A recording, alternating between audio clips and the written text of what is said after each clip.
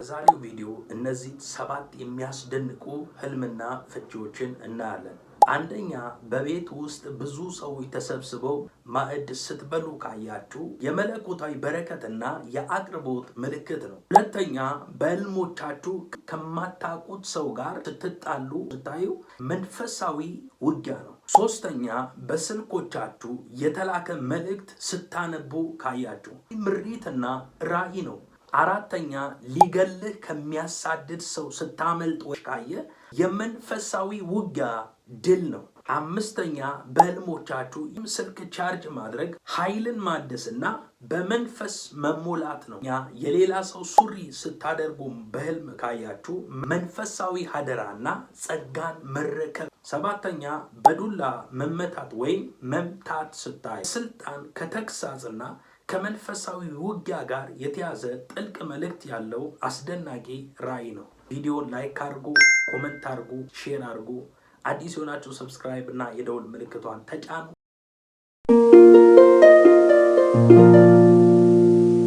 አንደኛ፣ በቤት ውስጥ ብዙ ሰዎች ተሰብስበው ማዕድ ስትበሉ ካያችሁ ወይም ብዙ ሰዎች መጥተው ሲጠይቁህ ስታይ ምን አይነት መልእክት አለው? ይህ ህልም በአብዛኛው ሲፈታ በጣም ደስ የሚል መንፈስን የሚያድስ አስደናቂ ራእይ ነው። በመጽሐፍ ቅዱስ ውስጥ ማዕድ ወይ ምግብ የሰዎች መሰብሰብ ትልቅ መንፈሳዊ ትርጉም አላቸው። የዚህ የህልሙ ፍቺ ትርጉም የሚከተሉትን ሊያመለክት ይችላል። የመጀመሪያው ይህ ህልም የመለኮታዊ በረከትና የአቅርቦት ምልክት ነው። በመጽሐፍ ቅዱስ ማዕድ የእግዚአብሔር የተትረፈረፈ አቅርቦት ምልክት ነው። ሰዎች በቤት መጥተው ሲበሉ ማየት እግዚአብሔር አንተን አትረፍርፎ ባርኮ እያደረገ መሆኑን ያመለክታል። በራስ ቤት ውስጥ ብዙ ሰዎች ማዕድ ሲበሉ ማየት ወይ ብዙ ማዕድ ማየት ጌታ የቤትን በረከት እንደሚያበዛ የሚያሳይ መልካም ምልክት ነው። ሁለተኛ፣ ይህ ህልም የህብረትና የሰላም መንፈስ ነው። በሐዋርያት ሥራ ምዕራፍ 2 ቁጥር 46 ላይ የመጀመሪያዎቹ የአዲስ ኪዳን ክርስቲያኖች በየቤታቸው እንጀራ እየቆረሱ በደስታና በጥሩ ልብ ምግብ ይመገቡ ነበር ብሎ ይናገራል። ይህ እግዚአብሔር በቤት ውስጥ የሰላም በቤት ውስጥ የፍቅር እና የህብረት መንፈስ እያጸና መሆኑን የሚናገር ህልም ነው። ሁለተኛ ደግሞ እግዚአብሔር እንደሚጎበኝ የሚናገር መልእክት ነው። አብርሃም በድንኳኖቹ ብዙ ሰዎችን ወይንም ሰዎችን በእንግድነት ሲቀበልና ማዕድ ሲያዘጋጅ እግዚአብሔር በቤቱ እንዳስተናገደና የተስፋ ቃል እንደተቀበለ እናስታውሳለን። በዘፍጥረት ምዕራፍ 18 ላይ ይህ ራእይ ጌታ ቤትን በመልካም ነገር በምስራች ወይም በጸሎት መልስ ሊጎበኝ መሆኑን የሚያሳይ ሊሆን ይችላል። አራተኛ፣ ይህንን ህልም ካየ የአገልግሎት ጥሪ እግዚአብሔር ወደ አንተ ያመጣ መሆኑን ያሳያል። ብዙ ህዝብ እሰጣለሁ የሚል መልእክት አለው። ሰዎች ወደ ቤት መሰብሰባቸው መንፈሳዊ ሆነ ስጋዊ መጽናኛ ቃልን ወይም መልእክትን በአንተ በኩል እንደሚፈልጉ ያሳያል። ጌታ ሰዎችን እንደምታገለግል ወይ እንድታገለግልና እንድታጽናና አደራ እየሰጠ ሊሆን ይችላል። ሁለተኛ፣ በህልሞቻችሁ ከማታውቁት ሰው ጋር ስትደባደቡ ስትጣሉ በህልሞቻችሁ ስታዩ እግዚአብሔር ምን አይነት መልእክት እየተናገረ ነው?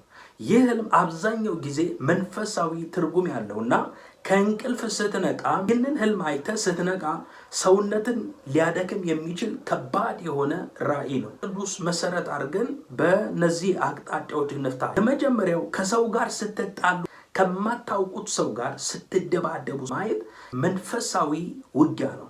በኤፌሶን ምዕራፍ 6 ቁጥር 12 ላይ ሲናገር መጋደላችን ከደምና ከስጋ ጋር አይደለምና ከአለቆች ከስልጣናት ጋር ከዚህም ከጨለማ ዓለም ገዦች ጋር በሰማያዊ ስፍራ ካለ ከክፉ መንፈሳውያን ሰራዊት ጋር ነው እንጂ ብሎ ይናገራል። የስፒሪት ዓለም ላይ የሚመጣውን የዲመንን ተልቆና ውጊያ የሚያመለክት ክፍል ነው። የማታውቀው ሰው በህልም ሊዋጋ ሲመጣ በገሃዱ ዓለም ወይም በዚህ ዓለም ላይ በአይን የማይታይ ነገር ግን በመንፈሳዊ ዓለም አንተን ቤተሰብ ወይ በጀመርከው የአገልግሎት ምዕራፍ ላይ የተሰነዘረ የጠላት የክፉ መናፍስታዊ አሰራር እና የጠላት ተንኮል እንዳለ የሚያመለክት ህልም ነው። ይህንን ህልም ስትጣሉ ስታዩ ነግታችሁ የጠላትን ስራ እያፈረሳችሁ እንድትጸልዩ የሚያሳስብ መልእክት። ሁለተኛ ከማታውቁት ሰው ጋር ስትጣሉ ወይ ከምታውቁት ሰው ጋር ስትጣሉ ካያችሁ የስጋና የመንፈስ የውስጥ ትግል ነው። አንዳንድ ጊዜ በህልም የምናየው ወይ የሚታየው በህልም ዓለም ላይ የማናውቀው ሰው የራሳችንን ያልተገራ ያልተለወጠ ማንነት ወይም ስጋዊ ባህሪን ወይም የተደበቀ ማንነትን ሊወክል ይችላል። በገላትያ ምዕራፍ 5 ቁጥር 17 ላይ ስጋ በመንፈስ ላይ መንፈስም በስጋ ላይ ይመኛልና ብሎ ይናገራል። ይህን በህይወት ውስጥ እግዚአብሔር ደስ ከሚያሰኘው መንፈሳዊ መንገድህና ከስጋዊ ፍላጎት ወይም ከገጠመ ፈተና ጋር እያደረግከው ያለውን የውስጥ ትግል የሚያመለክት ህልም ነው። ሶስተኛ እንዲህ አይነት ህልም ስታይ በረከትን ወይም የእግዚአብሔርን ፈቃድ መታገል ነው። በዘፍጥረት ምዕራፍ 32 ቁጥር 24 ላይ ያዕቆብ ለብቻው ቀረ ይልና ከአንድ ሰው ሌሊቱን ሙሉ ከያዕቆብ ጋር ሲታገል ይናገራል።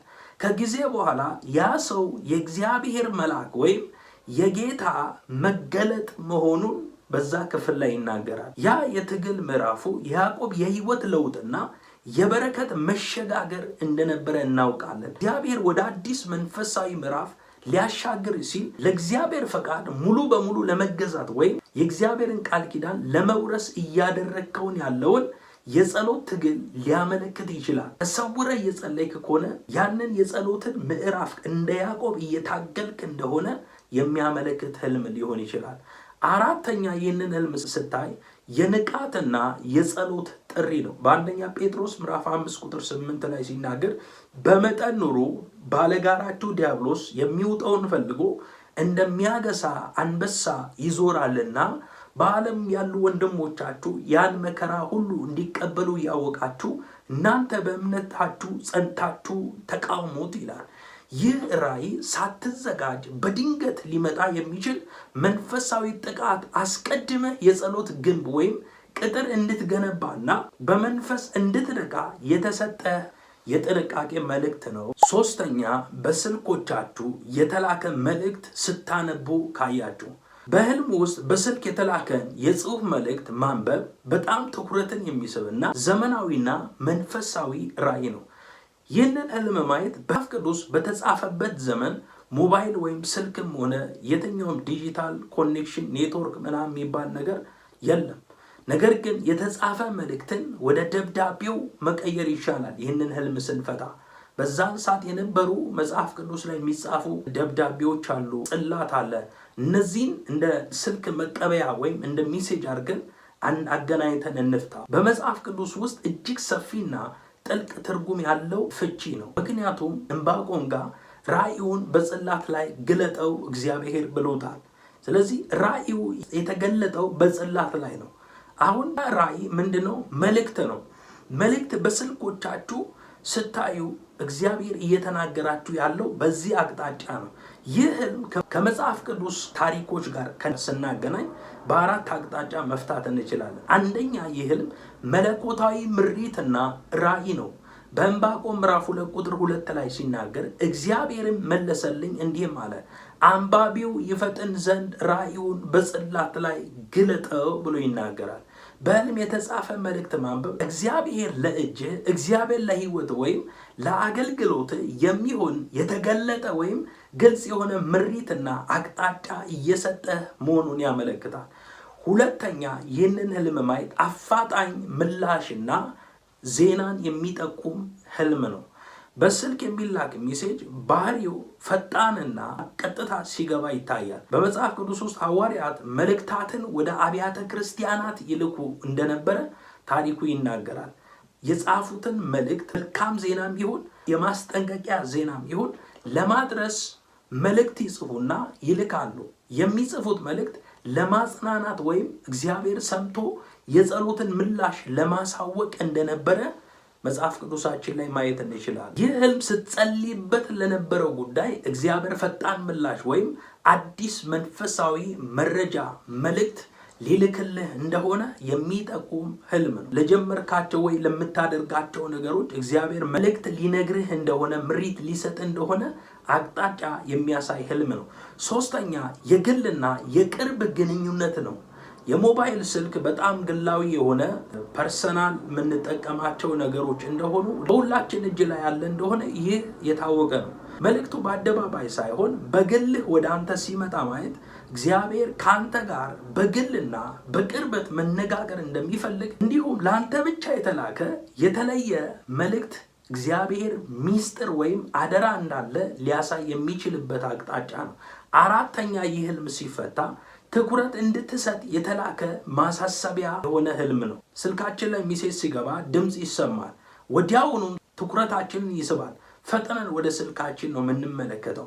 መንፈስ ቅዱስ ምናልባት በገሃዱ ዓለም ላይ በቸልታ ላለፍካቸው ወይም ትኩረት ላልሰጣቸው ጉዳዮች አሁን ትኩረት እንድትሰጥበትና እንድትጸልይበትና እንድታስተውል መልእክት እየነገረህ ሊሆን ይችላል። አራተኛ ሊገልህ ከሚያሳድድ ሰው ስታመልጥ ወይም ስትሸሽ ካየ ምን አይነት መልእክት አለው?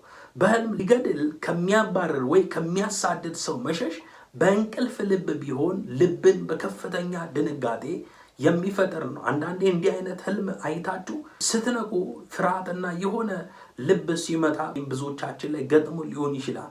ይህ ህልም ልብን የሚያስደነግጥ አይነት የሆነ ኮንሽየስ እንድንሆን የሚያደርግ ልባችን እንዲነቃ የሚያደርግ ነው። ሆነም መሸሽና ማምለጥ መቻል ደግሞ ይህ ህልም እጅግ በጣም ጥሩና ድል መልእክት ያለው ራእይ ነው። ይህንን ህልም መጽሐፍ ቅዱስን ቤዝ አድርገን በእነዚህ አቅጣጫዎች እንፍታ። አንደኛ መለኮታዊ መታደግና ጥበቃ ነው። በመዝሙረ ዳዊት ምዕራፍ 124 ቁጥር 7 ላይ ነፍሳችን እንደ ወፍ ከአዳኝ ወጥመድ አመለጠች፣ ወጥመድ ተሰበረ እኛም አመለጥን ይላል። ስለ ማምለጥ ዳዊት ተናገረ። አመለጠች፣ አመለጥን ብሎ ይናገራል። ማምለጥ ማለት ጠላት ካዘጋጀው ነገር ነፃ መውጣት ነው። ንጉሥ ዳዊት ሊገለው ከሚያባረረው ከሳኦል እጅ በተደጋጋሚ እንዳመለጠ ሁሉ ይህ ህልም ካየ ጠላት ባንተ ላይ በቤተሰብ ወይም በአገልግሎት ላይ ካጠመደው የሞት የውድቀት ወይም የጥፋት ወጥመድ እግዚአብሔር በድንቅ ሁኔታ እያዳነህ እያስመለጠህ መሆኑን የሚያሳይ ህልም ነው። ሁለተኛ የመንፈሳዊ ውጊያ ድል ነው። በዮሐንስ ወንጌል ምዕራፍ 10 ቁጥር 10 ላይ ሌባው ሊሰርቅና ሊያርድ ሊያጠፋም እንጂ ስለሌላ አይመጣም ብሎ ይናገራል። ሊገልህ የሚያባርረው አካል የጠላትን የክፉ መናፍስትን መንፈሳዊ ውጊያ የሚያመለክት ህልም ነው። በህልም ውስጥ የሚያሳድድ ለማጥፋት የሚፈልገው ሰው ይዞ ወይ ጎርቶ ካየ እግዚአብሔር እያለ ያለው በዚህ ሰዓት የጸሎት ትጋት ያስፈልጋል። ጠላት እንዲህ አይነት ነገር አቅዷል። በመንፈሳዊ ህይወት ላይ በበረከት ላይ የታቀደ እቅድ ነው። ስለዚህ መንፈሳዊ ህይወትን አጠንክር። ከጠላት ወጥመድ እንድታመልጥ በጸሎት እንድትተጋ የማስጠንቀቂያ መልእክት ነው።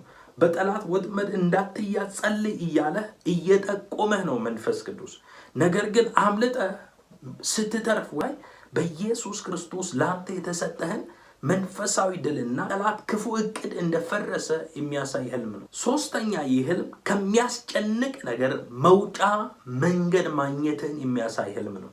አንዳንድ ጊዜ እንዲህ አይነት ህልም በገሃዱ ዓለም ወይ በዚህ ዓለም ላይ የሚያስጨንቅን ትልቅ ችግር ሊያመለክት ይችላል። ለምሳሌ ከባድ የሆነ ዕዳ ካለ፣ የጤና እክል የሚያም የበሽታ አይነት ካለ፣ የሰዎችን ተቃውሞ ካየ ወይም የውስጥ ፍርሃት የሚወክል ሊሆን ይችላል። ከዚህ ገዳይ ወይንም ሊያጠፋ ከሚያባርር ማምለጥ ከዚህ ረፍት ከነሳና ሊያጠፋ ከተቃረበ ነገር እግዚአብሔር መውጫ መንገድ እንዳዘጋጀልህ በሰላም እንደምትሻገር የሚያመለክት ህልም ነው። አምስተኛ በህልሞቻችሁ ስልክ ቻርጅ ማድረግ፣ ባትሪ ወይ መሙላት። ይህ በጣም ድንቅ የሆነ ትንቢታዊና ወቅታዊ መልእክት ያለው ራእይ ነው።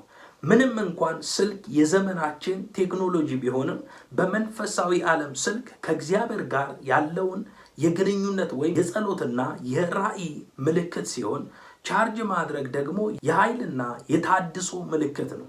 ይህንን ህልም መጽሐፍ ቅዱስን ቤዝ አድርገን በእነዚህ አቅጣጫዎች መፍታት እንችላለን። አንደኛ ስልክ ቻርጅ ስታደርጉ ማየት ኃይልን ማደስና በመንፈስ መሞላት ነው። በኢሳይያስ ምዕራፍ 40 ቁጥር 31 ላይ ሲናገር እግዚአብሔርን በመተማመን የሚጠባበቁ እነሱ ኃይላቸውን ያድሳሉ፣ እንደ ንስር በክንፍ ይወጣሉ፣ አይደክሙም አይታክቱም ብሎ ይናገራል። የቱንም ያክል ውድና ዘመናዊ ስልክ ቢሆን፣ ለምሳሌ ኖርማል ስልክና አይፎን የሚባሉ እነዚህ ውድ ስልኮች ደረጃቸው ሌቭላቸው የተለያየ ነው። የትኛውም ስልክውን ቻርጅ ስትሰካ ማየት የጸሎት ኃይልና የመንፈስ ቅዱስን መንቡላት የሚያሳይ ነው። ማለትም የቱንም ያክል ውድና ዘመናዊ ስልክ ቢኖረን ባትሪው ካለቀ ዋጋ እንደሌለው ሁሉ እኛ መንፈሳዊ ኃይላችን ሲያልቅ ከእግዚአብሔር የተቀበልነው ኃይል እንደገና ካላደስን መድከም እንጀምራለን። መንፈሳዊ ጸሎት ካቆምን ድካም ይመጣል። ይህን በእግዚአብሔር ፊት በጸሎትና በቃሉ ጊዜ ወስደ መንፈስህን ጉልበትን እንድታድስና በመንፈስ ቅዱስ ኃይል እንደገና እንድትሞላ የተሰጠህ ጥሪ ነው። ሁለተኛ በጸሎት ህይወትህን ማነቃቃት ነው። ስልክ ቻርጅ ካልተደረገ ጥሪ መቀበል ሆነ መደወል አይቻልም። ስልክ ባትሪ ካለቀ የትኛውንም ነገር መጠቀም አትችልም። ምናልባት በቅርብ ጊዜ በስራ ወይም በተለያዩ ጉዳዮች ላይ ተጠምደ ከሆነ የጸሎት ህይወትን ቀንሰ ከሆነ ወይ ቀዝቅዞ ከሆነ እግዚአብሔር ከእኔ ጋር ያለህን የጸሎት መስመር እንደገና አድስ እያለ ይናገርበት መልእክት ነው። ጌታ ከአንተ ጋር መገናኘትና ድምፁን ሊያሰማህ እንደሚፈልግ የሚያሳይበት አቅጣጫ ነው። ሶስተኛ ደግሞ ስልክ ቻርጅ ማድረግ ለቀጣይ አገልግሎትና ምዕራፍ ሬዲ መሆን መዘጋጀት ነው። ሊገለጥ ያለ የአገልግሎት ምዕራፍ ሊገለጥ ያለ እግዚአብሔር ያዘጋጀልህ ምዕራፍና መድረክ ካለ የሚናገርበት አቅጣጫ። ሶስተኛ ለቀጣይ አገልግሎትና ምዕራፍ መዘጋጀት ነው። አንድን መሳሪያ ቻርጅ የምናደርገው ለረጅም ሰዓት ልንጠቀምበት ስናስብ ነው። አንድ ስልክ ቻርጅ የምናደርገው ጌታ ለቀጣይ አገልግሎት ለትልቅ ኃላፊነት ወይም ለተለየ መንፈሳዊ ተልእኮ ሊጠቀምብህ ስለፈለገ አስቀድመህ በጸሎት አስቀድመህ በጾምና በዝግታ ተዘጋጅተህ ኃይል እንድትቀበል እንድታከማች እያዘጋጀ መሆኑን ያሳያል። የሌላ ሰው ሱሪ ስታደርጉ በህልም ካያችሁ ምን እያላችሁ ነው? ጌታ በህልም የሌላን ሰው ልብስ መልበስ ወይም በተለይ ሱሪ ወይም ጫማ አድርጋችሁ ካያችሁ ያ ሰው ወፍራም ሊሆን ይችላል ወይ ሊያንስ ይችላል፣ ቁመት ሊያጥር ይችላል፣ ሊሰፋ ወይ ሊጠብ ይችላል። ይህንን ሚዛን አድርገን ነው ህልሙን የምንፈታው። በዚህ አቅጣጫ እያሰብን ህልሙን መፍታት አለብን። ይህንን ህልም ስናይ የሰውን ሱሪ ወይ የሰውን ልብስ አድርገን የሰውን ጫማ አድርገን ማየት መንፈሳዊ ማንነትን ጥሪንና የህይወት ጎዳናን የሚያመለክት ጥልቅ የሆነ ራእይ ነው። ይህን ህልም በመጽሐፍ ቅዱስ መርሆች ወይም መጽሐፍ ቅዱስን መሰረት አድርገን በሶስት በኩል ፍቺዎችን እንመልከት። መጀመሪያው መንፈሳዊ ሀደራና ጸጋን መረከብ እንደሆነ ይናገራል። በመጽሐፍ ቅዱስ ልብስ ወይም መጎናጸፊያ የጸጋና የስልጣን ምልክት ነው። ኤልሳ ከኤልያስ የወደቀውን መጎናጸፊያ ወስዶ በትሩ ላይ ጠቀለለው፣ ውሃውን መታ ይልና ዮርዳኖስ ውሃ ለሁለት ተከፈለ፣ ኤልሳም ተሻገረ ይላል። ይህ ማለት በኤልያስ ላይ ሰራ የነበረው ቅባት በኤልሳ ላይ በእጥፍ እንደወረደ ጸጋውን እንደተካፈለ የሚያሳይ መልእክት ነው። በሁለተኛ ነገሥት ምዕራፍ 2 ቁጥር 13 ላይ ይናገራል። የሌላ ሰው ሱሪን ማድረግ ወይም ጫማን ማድረግ እግዚአብሔር የዚያን ሰው አይነት መንፈሳዊ ጸጋ የአገልግሎት ዘመን ወይም ኃላፊነት ላንተ ሊያስተላልፍ ሊሰጥህ እንደሆነ ይጠቁማል። ይህ ማለት ወደ ኃላፊነት ውስጥ እየገባህ መሆኑን ሊያመለክት ይችላል። ሁለተኛ ደግሞ ከራስ ጥረትና ጸጋ ውጪ መሞከር ነው። ያልተሰጠህን መፈለግን የሚያመለክት ነው። ዳዊት ከጎልያድ ጋር ፊት ለፊት ሊጋጠም ሲሄድ የንጉሱን የሳኦልን ጋሻና ጦር ይዞ ነበር ሊዋጋ የሄደው። የንጉስ ሳኦልን ጦርና የጦሩን ልብስ በለበሰ ጊዜ የሳኦልን የለበሰው ከሱ ከፊዚካሉ ክብደቱ ከቁመቱ በላይ ስለሆነ መራመድ አልቻለም። በዚህን ጊዜ አውልቆ ነው ሊዋጋ ከጎልያድ ጋር ፌስ ቱ ፌስ የተጋጠመው። በአንደኛ ሳሙኤል ምዕራፍ 17 ቁጥር 39 ላይ ይህ ክፍል ይናገራል። የሰው ሱሪ ወይም ጫማ ካልተመቸ ወይም ከሰፋ እግዚአብሔር የሰጠህን የራስን ልዩ ማንነትና ጥሪ ትተህ የሌላን ሰው መንገድ፣ የሌላን ሰው አገልግሎት፣ ስልጣን ወይም የሌላን ሰው ኑሮ መምሰል እየሞከርክ ሊሆን እንደሚችል የሚያሳይ ማስጠንቀቂያ ነው። እግዚአብሔር አንተን የፈጠረ ለራስህ የሰጠህ ልዩ የሆነ ጥበብ ልዩ የሆነ ጸጋ አለህ እንጂ ሌላን ሰው ኮፒ እንድትሆን ወይም የሌላን ሰው ማንነት እንድትለብስ እንዳልፈቀደልህ እየተናገረ ነው። ሶስተኛ ይህንን ህልም ማየት የህይወት ጎዳናና ጉዞ ነው። ጫማ በመጽሐፍ ቅዱስ ውስጥ የጉዞ የዝግጅትና የሰላም ወንጌል ምልክት ነው።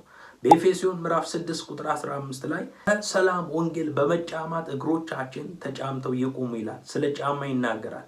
የሌላን ሰው ጫማ አድርገን መሄድ ማለት ያ ሰው የተጓዘበትን የህይወት መንገድ ወይም አቅጣጫ እየተከተልክ መሆኑን ያሳያል። ክፉ ቢሆንም የዛን ሰው የክፉን ሰው ባህሪ፣ መልካም ከሆነ የዛን ሰው የመልካም ሰው ባህሪ፣ አገልጋይ ከሆነ የዛን የአገልጋዩን ሰው ባህሪ፣ ማንነቱን፣ አካሄዱን፣ ድርጊቱን እየተከተልክ እንደሆነ እሱ እንደሚሆነው የሆንክ እንደሆነ የሚጠቁም ህልም ነው። ያ ሰው በመንፈሳዊ ህይወቱ ጠንካራ ከሆነ መልካም መንገድ ነው መንፈሳዊ ዓለም ላይ። መልካም ሰው ከሆነ ባለጠጋ ሰው ሆነ ይህንን ህልም በመልካም ነው የምትወስደውና መልካም ፍቺ አለው። ካልሆነ ግን አካሄድን እንድትመረምር ጌታ ጥሪ ያደረገልን ነው። ሰባተኛ በዱላ መመታት ወይም መምታት ስታዩ እንዲህ አይነት መልእክት እየነገራችሁ ነው።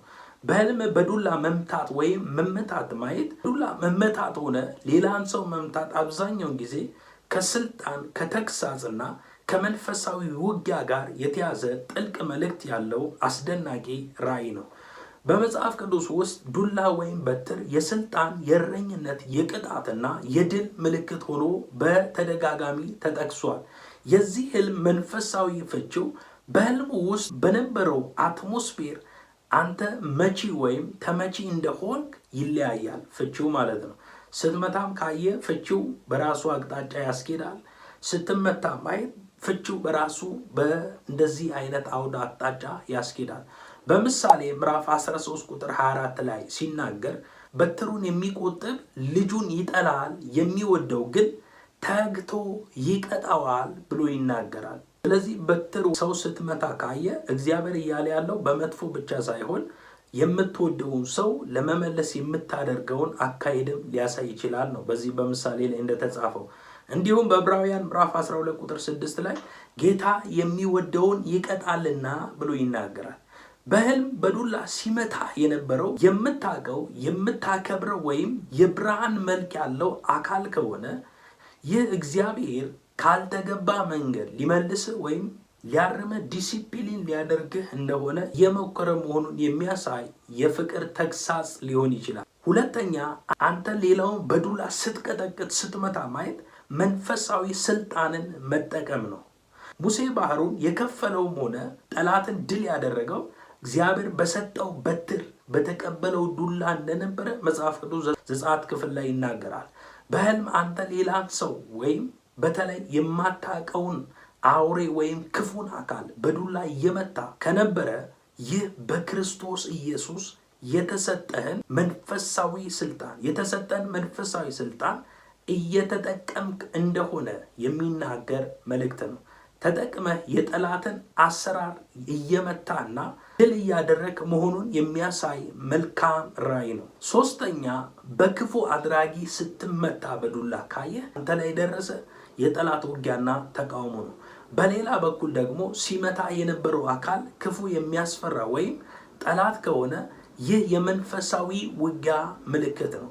ጠላት ወይም የክፉ ኃይል በህይወትህ በጤና ወይም በአገልግሎት ላይ ጥቃት እየሰነዘረ መሆኑን ያሳያል። በዚህ ጊዜ ከእንቅልፍ ስትነቃ ይህንን የጠላትን በትር ወይም ውጊያውን በጸሎት መስበር ወይም መቃወም እንዳለብህ ይጠቁማል። ቪዲዮን ላይክ አድርጉ፣ ኮመንት አድርጉ፣ ሼር አድርጉ። አዲስ የሆናችሁ ሰብስክራይብ እና የደውል ምልክቷን ተጫኑ። እኔ አገልጋይ በረከት ነኝ። ተባረኩ። በሌላ ቪዲዮ እንገናኛለን። ሻሎም